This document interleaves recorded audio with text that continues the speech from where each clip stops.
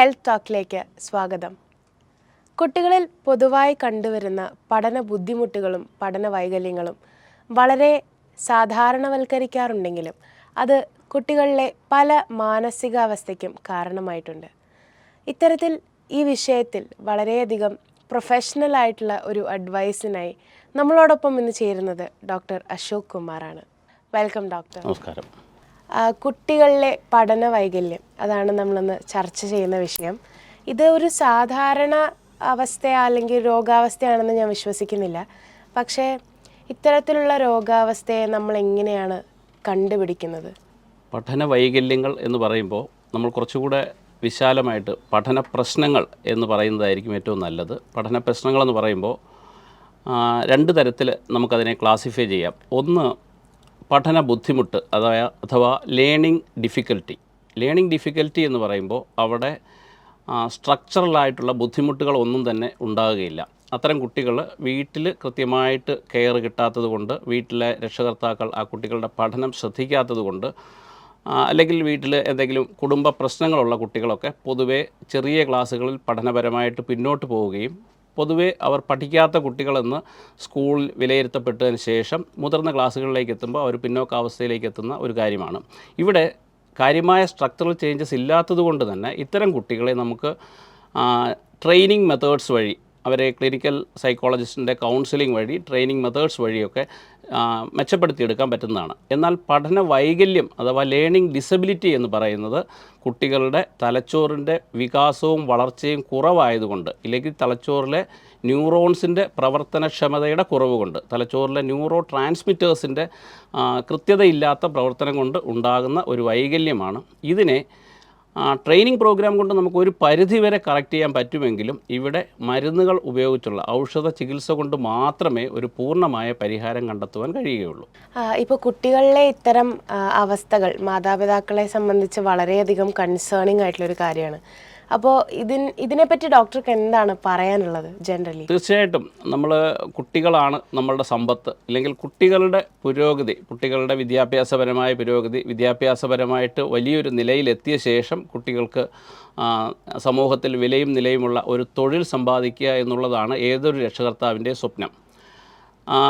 വേറൊരു രീതിയിൽ പറഞ്ഞാൽ സ്കൂളുകളിലും കോളേജുകളിലും വലിയ മാർക്ക് വാങ്ങുക എന്നുള്ളതാണ് പലപ്പോഴും രക്ഷകർത്താക്കളുടെ ഒരു സ്വപ്നവും ആഗ്രഹവും. മാർക്ക് വാങ്ങുന്ന കുട്ടികളാണ് ഏറ്റവും മിടുക്കന്മാർ എന്ന് പറയുന്ന ഒരു രീതിയാണ് പൊതുവേ നമ്മുടെ നാട്ടിൽ നിലനിൽക്കുന്നത്. പക്ഷേ ഒരു കാര്യം ആ സമയത്ത് ഓർക്കേണ്ടത്, മാർക്ക് വാങ്ങിയവരും പഠനത്തിൽ മുന്നിൽ വന്നവരും മാത്രമല്ല സമൂഹത്തിലെ വലിയ നിലയിലേക്ക് എത്തിച്ചേർന്നവർ. അല്ലാത്തവരും സമൂഹത്തിൽ പല തരത്തിൽ വലിയ നിലയിൽ എത്തിയിട്ടുണ്ട് എന്നുള്ള കാര്യം നമ്മൾ മറക്കാൻ പാടില്ല. എങ്കിലും മാർക്ക് വളരെ പ്രധാനമാണ്. മാർക്ക് വാങ്ങുക എന്നുള്ളത് വളരെ അത്യാവശ്യവുമാണ്.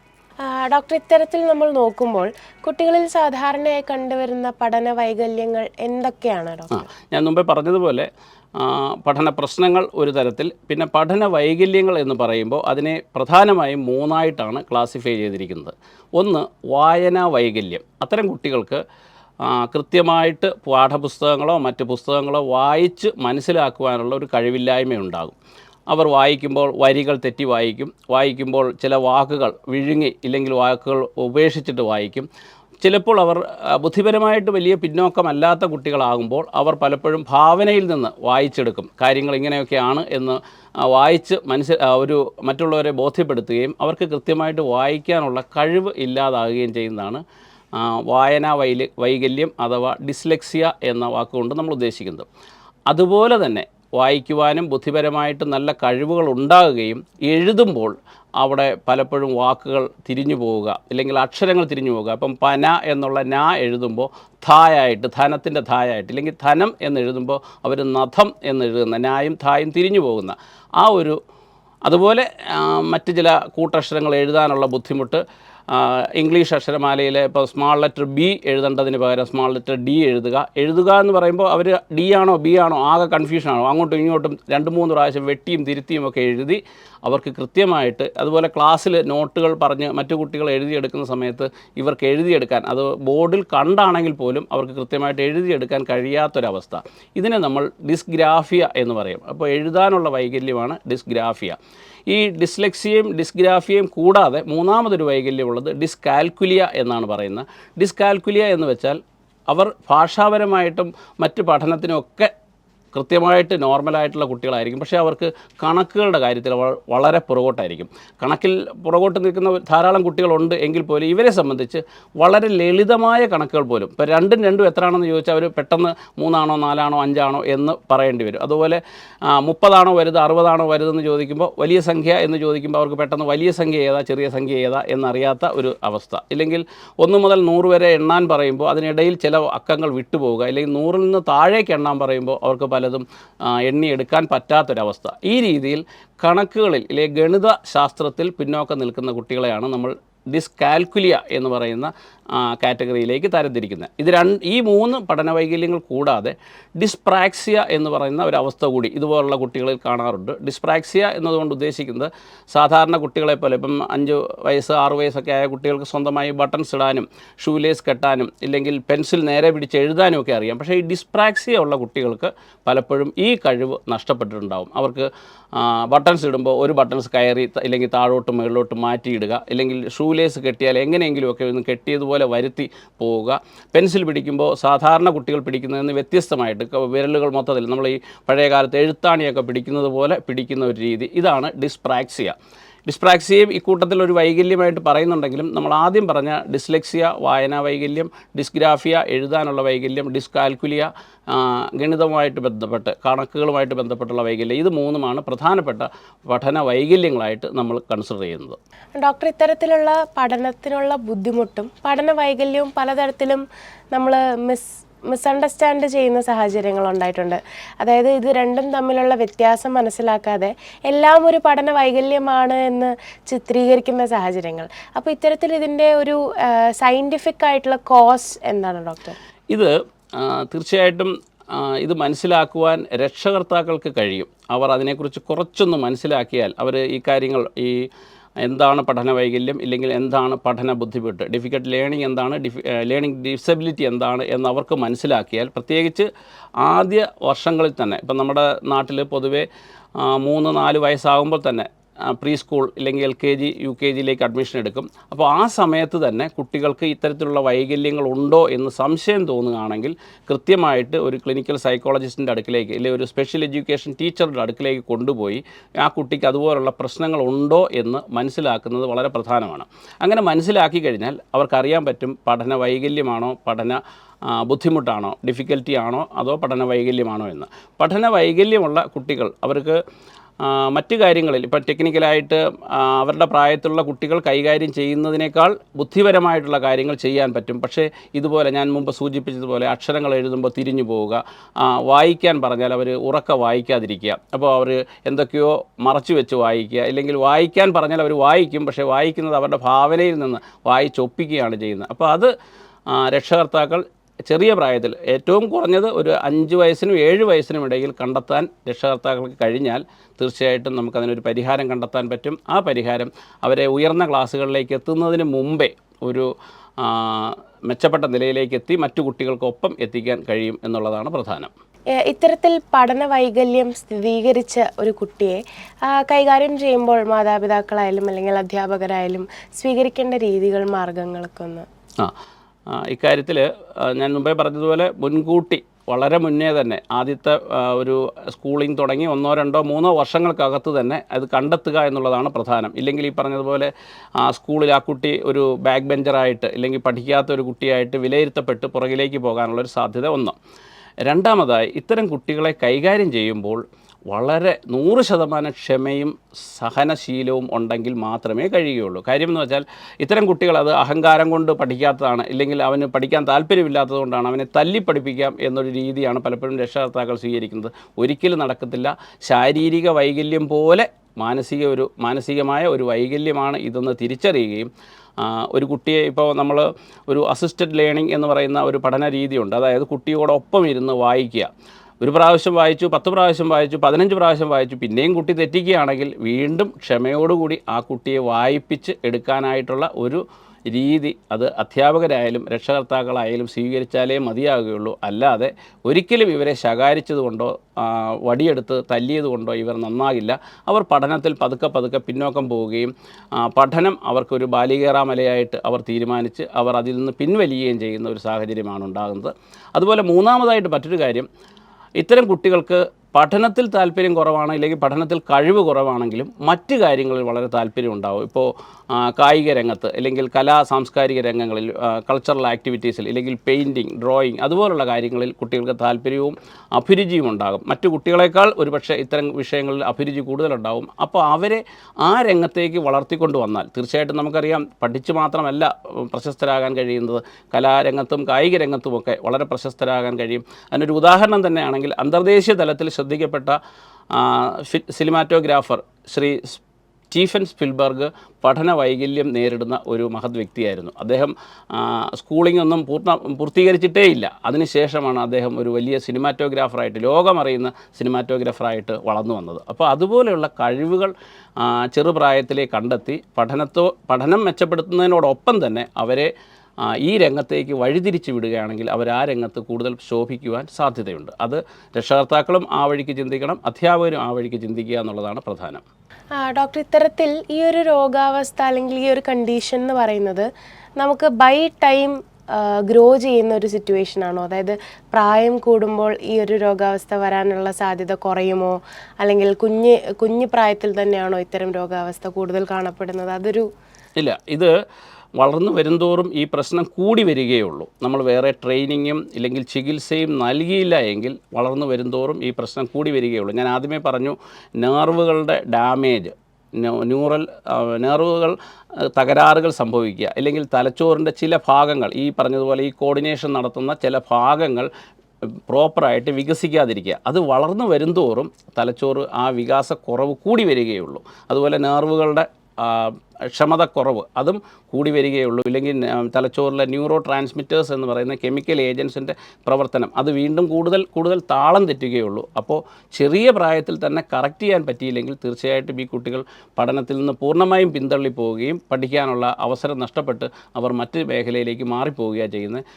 പ്രായം കഴിയും തോറും ആദ്യം പറഞ്ഞ പഠന ബുദ്ധിമുട്ട് അഥവാ ലേണിംഗ് ഡിഫിക്കൽറ്റി ഒരു പക്ഷേ മാറിക്കിട്ടും. ചില കുട്ടികൾക്ക് സ്വയം ഒരു ബോധം വരും, പഠിക്കണം, ഞാൻ നാളെ മുതൽ പഠിക്കും, അങ്ങനെ ഒരു ബോധം ഉണ്ടാക്കി അവർക്ക് മാറാൻ പറ്റും. പക്ഷേ ഈ വൈകല്യമുള്ള കുട്ടികൾക്ക് അവിടെ ഒരു പതോളജിക്കൽ ഇല്ലെങ്കിൽ സ്ട്രക്ചറൽ ഡാമേജ് ഉള്ളത് കൊണ്ട് യാതൊരു വിധത്തിലും സ്വയമേ നന്നാവുകയോ പ്രായം കഴിയും തോറും അത് മെച്ചപ്പെടുകയോ ചെയ്യില്ല. കുറേ കഴിയുമ്പോൾ സ്കൂളിങ്ങിൻ്റെയോ അല്ലെങ്കിൽ കോളേജ് സമയം കഴിയുമ്പോൾ ഇവർ പുറത്തേക്ക് പോവുകയും പഠനപരമായിട്ട് അവർ പിന്നോക്കത്തിൽ തന്നെയായിരിക്കും തീർച്ചയായിട്ടും. അപ്പോൾ ഇത് തികച്ചും ഒരു ജനിതകമായി വരുന്ന അവസ്ഥയാണെന്നാണോ ഡോക്ടർ? ജനിതക വൈകല്യം എന്നുള്ള രീതിയിൽ ഒരു 50% ജനിതക വൈകല്യം തന്നെയാണ്.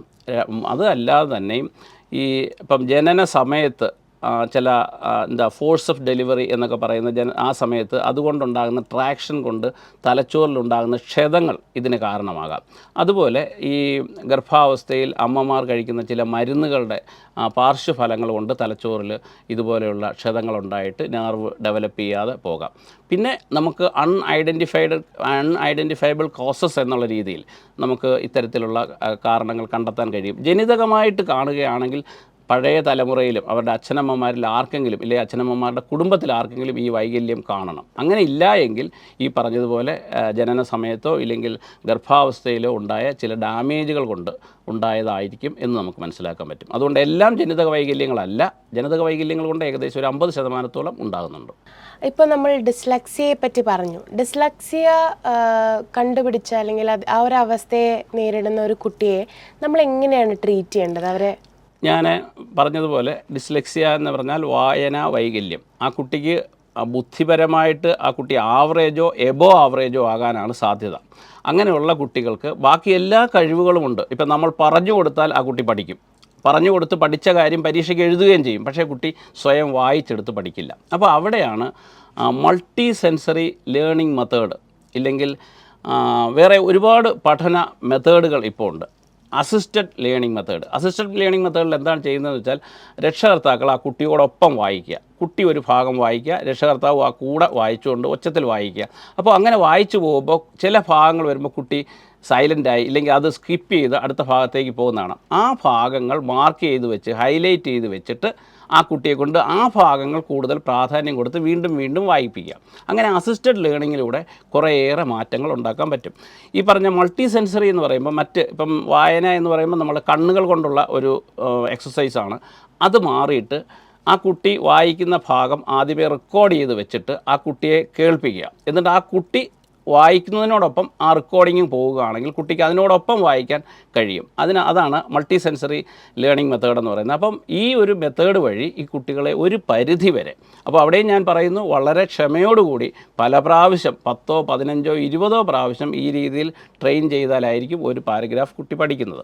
അങ്ങനെ പഠിപ്പിക്കുമ്പോൾ കുട്ടിക്ക് ചെറിയ ചെറിയ ഇമ്പ്രൂവ്മെൻറ്റ് കാണുമ്പോൾ തന്നെ അവർക്ക് ചെറിയ റിവാർഡുകൾ കൊടുത്ത് ചോക്ലേറ്റോ ഇല്ലെങ്കിൽ അവർ പറയുന്ന ഗിഫ്റ്റുകളൊക്കെ വാങ്ങിക്കൊടുത്ത് അവരെ പ്രോത്സാഹിപ്പിക്കുകയും കൂടെ ചെയ്താൽ കുട്ടികൾക്ക് ആ രീതിയിലേക്ക് വായിക്കാനുള്ള ഒരു ശീലം പതുക്കെ ഉണ്ടായി വരും. ഇല്ലെങ്കിൽ അവർ പതുക്കെ വായനയിൽ നിന്ന് പുറകോട്ട് പോവുകയും കേട്ട് പഠിക്കുന്ന ക്ലാസ്സിൽ കേൾക്കുന്ന കാര്യങ്ങളും അല്ലെങ്കിൽ ആരെങ്കിലുമൊക്കെ പറഞ്ഞു കൊടുക്കുന്ന കാര്യങ്ങളും വെച്ച് മാത്രം പരീക്ഷ എഴുതുകയും ചെയ്യുന്ന ഒരു സാഹചര്യം ഉണ്ടാകും. അതാണ് ഡിസ്ലെക്സിയ കറക്റ്റ് ചെയ്യാനായിട്ട് ഇപ്പോൾ ഒരുപാട് പുതിയ ടെക്നോളജി ശാസ്ത്രീയമായി പരീക്ഷിച്ച പുതിയ ധാരാളം ടെക്നിക്കുകൾ ഇപ്പം നമ്മുടെ നാട്ടിലുണ്ട്. ഒരുപാട് ഈ ഇൻ്റർനെറ്റിലൊക്കെ ധാരാളം ആപ്പുകൾ ഇതിനായിട്ട് നിലവിലുണ്ട്. അതൊക്കെ പ്രയോജനപ്പെടുത്തി കുട്ടികളെ ഈ അസിസ്റ്റഡ് ലേണിംഗ് എന്ന് പറയുന്ന ഒരു മെത്തേഡിലൂടെ കുട്ടികളെ ഇപ്പോൾ ട്രെയിൻ ചെയ്തെടുക്കാൻ പറ്റുന്നതാണ്. ഇതുപോലെ തന്നെ ഡിസ്ഗ്രാഫിയ ഉള്ള കുട്ടികളെ നമ്മൾ എങ്ങനെയാണ് പരിശീലിപ്പിക്കേണ്ടത്? തീർച്ചയായിട്ടും അവിടെയും ഈ പറഞ്ഞ മെത്തേഡുകളൊക്കെ തന്നെയാണ്. അപ്പോൾ ഈ ഞാൻ മുമ്പേ പറഞ്ഞതുപോലെ ന എന്ന് എഴുതേണ്ടതിന് പകരം ഥ. അപ്പോൾ ആ അക്ഷരം തന്നെ വീണ്ടും വീണ്ടും എഴുതിക്കുക. ആ അക്ഷരം വലിയ ലെറ്റേഴ്സായിട്ട് ആ കുട്ടിയുടെ മുമ്പിൽ അങ്ങ് പ്രതിഷ്ഠിക്കുക. ഇതാണ് ഥ.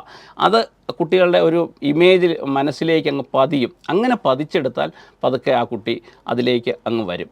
അതുപോലെ സ്മാൾ ലെറ്റർ ബിയും സ്മാൾ ലെറ്റർ ഡിയും അത് പറഞ്ഞ് അതിലൊരു ലെറ്റർ കുട്ടി ആദ്യം അങ്ങ് കൺഫേം ചെയ്യുക. ഇതാണ് ബി ഇങ്ങനെയാണ്. അതിന് വലിയ ഇമേജസ് ഉണ്ടാക്കി വെച്ച് വേണമെങ്കിൽ സ്ഥിരമായിട്ട് കുട്ടിയുടെ റൂമിൽ ബി അങ്ങ് ഇമേജായിട്ട് വെച്ചിരുന്നാൽ ആ കുട്ടി അതങ്ങ് പഠിക്കും. അങ്ങനെ കുറേ ദിവസത്തെ ട്രെയിനിങ്ങിലൂടെ ആ കുട്ടിയെ ഈ ഡിസ്ഗ്രാഫിയെ മാറ്റിയെടുക്കാം. അതിനും ഈ പറഞ്ഞതുപോലെ മൾട്ടി സെൻസറി മെത്തേഡും ഈ കോംപ്രിഹെൻസീവ് ട്രെയിനിങ് മെത്തേഡും ഇതെല്ലാം ഈ സ്പെഷ്യൽ എഡ്യൂക്കേഷൻ ടീച്ചേഴ്സാണ് ഇപ്പോൾ കൈകാര്യം ചെയ്യുന്നത്. അവർക്ക് ഇതിനുള്ള ടെക്നിക്കുകളുണ്ട്. ആ ടെക്നിക്കുകളിലൂടെ പോവുകയാണെങ്കിൽ തീർച്ചയായിട്ടും കുട്ടികൾ ചെറിയ മാറ്റങ്ങൾ, വലിയ മാറ്റങ്ങളല്ല, വളരെ ഗ്രാജുവലായിട്ടുള്ള മാറ്റങ്ങൾ ഉണ്ടാകും. ആ ഗ്രാജുവലായിട്ടുള്ള മാറ്റങ്ങൾ പ്രോത്സാഹിപ്പിച്ച് കുട്ടികളെ അതിലേക്ക് കൊണ്ടുവന്നാൽ ഭാവിയിൽ അവർ കുറച്ചുകൂടെ മെച്ചപ്പെടുകയും ചെയ്യും.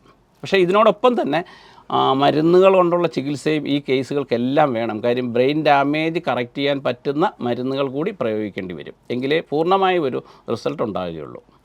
ഇത്തരത്തിൽ മാത്തമാറ്റിക്സ് കാൽക്കുലേഷൻസിനെ പറ്റിയും ഡോക്ടർ സംസാരിച്ചിരുന്നു.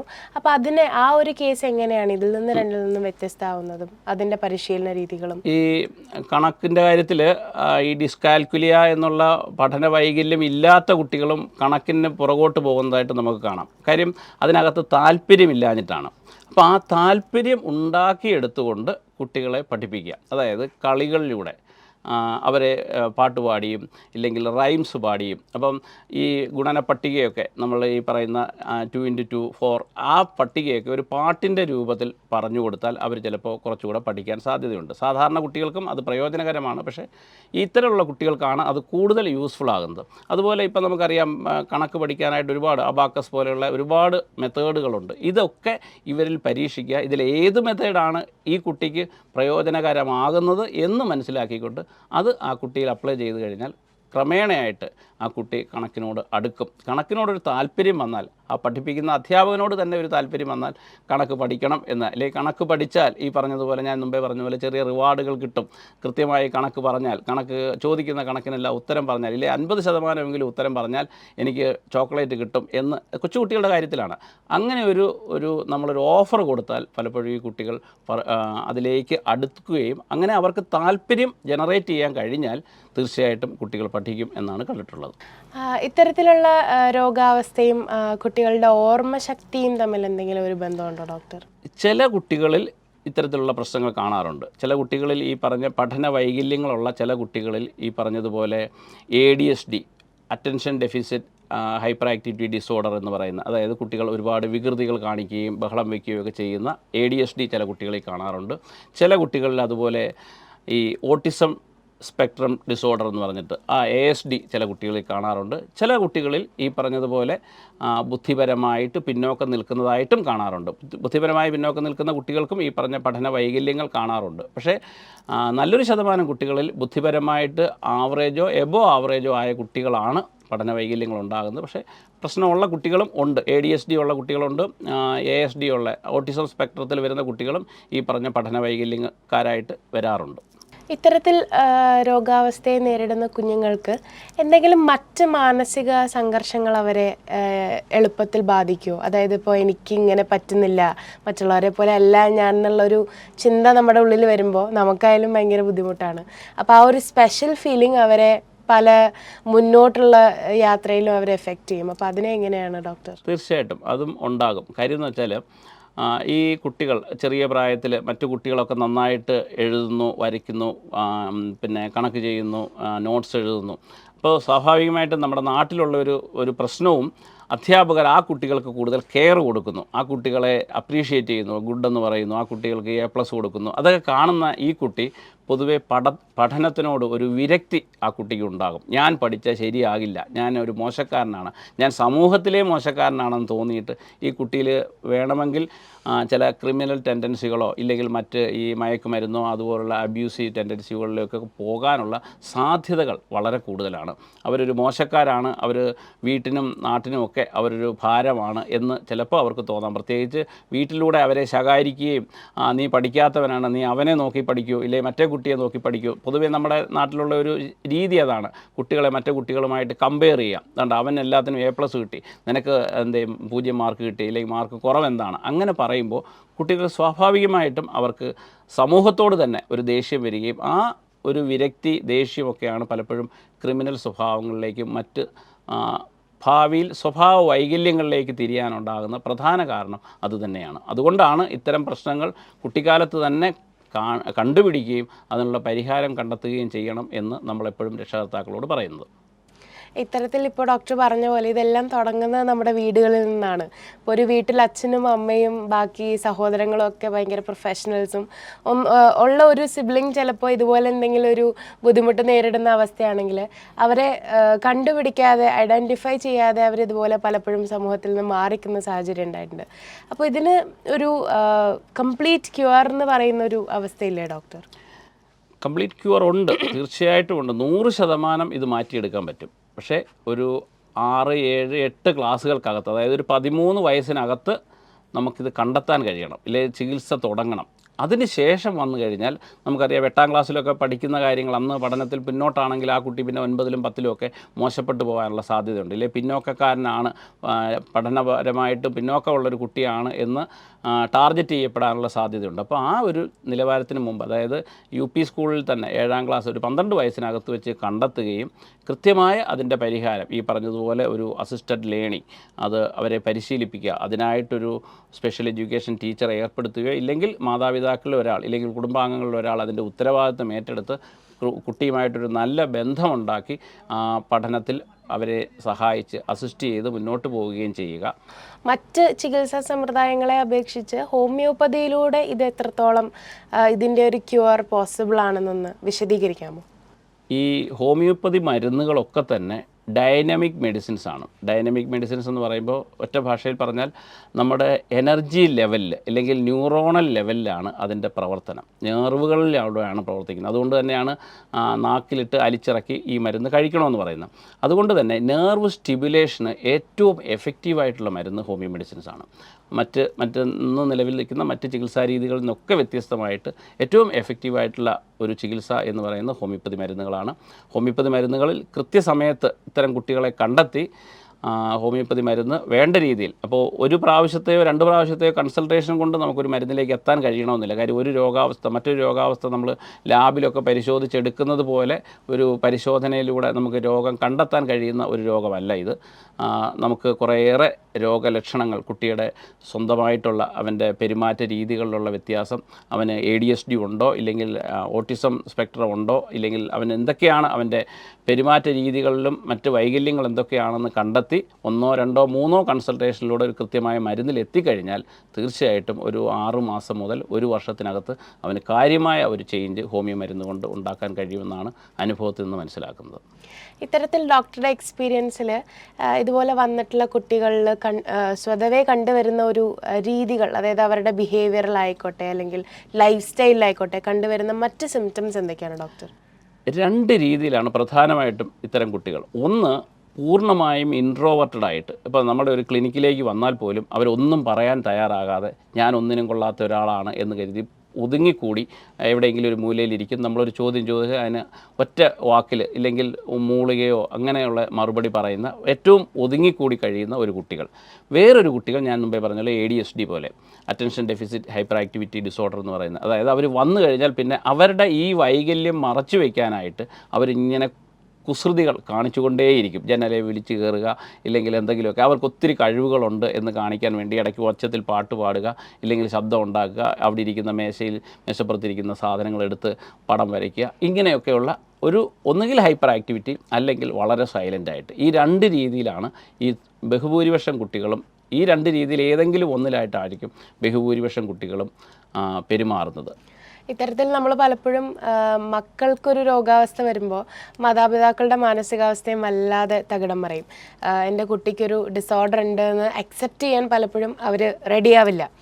അപ്പോൾ അവർക്കും ഇത്തരത്തിലുള്ള കൗൺസിലിംഗ് സെഷൻസും ഡോക്ടറുടെ സപ്പോർട്ടും ഒക്കെ വളരെയധികം ആവശ്യമാണ്. അപ്പോൾ ഡോക്ടറുടെ സ്ഥാപനത്തിൽ ഇതിനൊക്കെ വേണ്ടിയിട്ടുള്ള എന്തൊക്കെ ചികിത്സകളാണ്, സംവിധാനങ്ങളാണുള്ളതെന്നൊന്ന് വിശദീകരിക്കാമോ? തീർച്ചയായിട്ടും ഈ കുട്ടികളെക്കാൾ കൂടുതൽ ഇപ്പം 5 വയസ്സ് 7 വയസ്സൊക്കെ ഉള്ള ഒരു കുട്ടിയെ കൗൺസിൽ ചെയ്യാൻ വലിയ പാടാണ്. അല്ലെങ്കിൽ കൗൺസിലിംഗ് നടത്തിയാൽ ആ കുട്ടിക്ക് അത് മനസ്സിലാകണമെന്നില്ല. പക്ഷേ കൗൺസിലിംഗ് ഏറ്റവും പ്രധാനമായിട്ട് രക്ഷകർത്താക്കൾക്കാണ് വേണ്ടത്. രക്ഷകർത്താക്കൾക്ക് കൗൺസിലിംഗും കൊടുക്കണം, ട്രെയിനിങ് കൊടുക്കാനുള്ള അവരെ ട്രെയിൻ ചെയ്യുകയും വേണം. അപ്പോൾ കൗൺസിലിംഗ് കൊടുക്കുക എന്ന് പറയുമ്പോൾ ഈ കുട്ടി കുഴപ്പക്കാരനല്ല, ഈ കുട്ടി മനഃപൂർവ്വം പഠിക്കാത്തതല്ല, അവൻ്റെ പഠന വൈകല്യമാണ്, അത് തലച്ചോറിലുള്ള പ്രശ്നങ്ങൾ കൊണ്ടാണ്. അതുകൊണ്ട് നിങ്ങൾ ആ കുട്ടിയെ തല്ലുകയോ ശകാരിക്കുകയോ ചെയ്യുകയല്ല വേണ്ടത്. നിങ്ങൾ ആ കുട്ടിയോടൊപ്പം നിന്നിട്ട് നിങ്ങൾ ആ കുട്ടിയെ പഠിപ്പിച്ചെടുക്കണം എന്നുള്ള കാര്യം അവരെ ആദ്യമേ തന്നെ ബോധ്യപ്പെടുത്തണം. അതിനുള്ള ടെക്നിക്സ് അവർക്ക് പറഞ്ഞു കൊടുക്കണം. കുട്ടികൾക്ക് നമ്മൾ കൗൺസിലിംഗ് കൊടുക്കുക, അവരെ വെറുതെ ഒന്ന് പ്രോത്സാഹിപ്പിക്കുക മാത്രമേ ചെയ്യാൻ പറ്റത്തുള്ളൂ. അല്ലാതെ വലിയ വലിയ കാര്യങ്ങൾ ഇപ്പോൾ 7 വയസ്സോ 10 വയസ്സോ ഉള്ള കുട്ടിക്ക് പറഞ്ഞു കൊടുത്തിട്ട് വലിയ കാര്യമില്ല. രക്ഷകർത്താക്കൾക്കാണ് പ്രധാനമായിട്ട് കൗൺസിലിംഗ് കൊടുക്കാനുള്ളത്.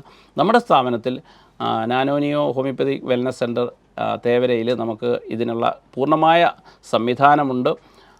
അവിടെ ഒരു സ്പെഷ്യൽ എഡ്യൂക്കേഷൻ ടീച്ചറുണ്ട്, ക്ലിനിക്കൽ സൈക്കോളജിസ്റ്റുണ്ട്, ഹോമിയോപ്പതിയിൽ MD സൈക്കാട്രി കഴിഞ്ഞ ഒരു ഡോക്ടറുണ്ട്. ഇവരെല്ലാവരും കൂടെ കമ്പൈൻഡായിട്ടും ഒറ്റയ്ക്കൊറ്റയ്ക്കുമാണ് ഇവർ ഓരോരുത്തരെയും കണ്ട് സംസാരിക്കുന്നത്. ഇത്തരത്തിൽ പല കുടുംബങ്ങളിലും അവരുടെ ഒരു സാമ്പത്തിക ഭദ്രത ഇത്തരം ചികിത്സാ രീതികൾ എഫക്റ്റ് ചെയ്യാറുണ്ട്. അപ്പോൾ സാറിൻ്റെ സ്ഥാപനത്തിൽ അത് എത്ര സാധാരണക്കാരായ ജനങ്ങൾക്കും ഈ ഒരു സേവനം ലഭ്യമാകില്ലേ എന്നുള്ളൊരു? തീർച്ചയായിട്ടും ഈ സാമ്പത്തികമായിട്ട് ഇപ്പം നമ്മൾ ഈ പറഞ്ഞതുപോലെ നാനോനിയോ ഹോമിയോപ്പതി വെൽനസ് സെൻറ്ററിനെ സംബന്ധിച്ച് നമ്മളവിടെ ഇത്തരത്തിലുള്ള കുട്ടികളെ കൈകാര്യം ചെയ്യുന്നുണ്ട്.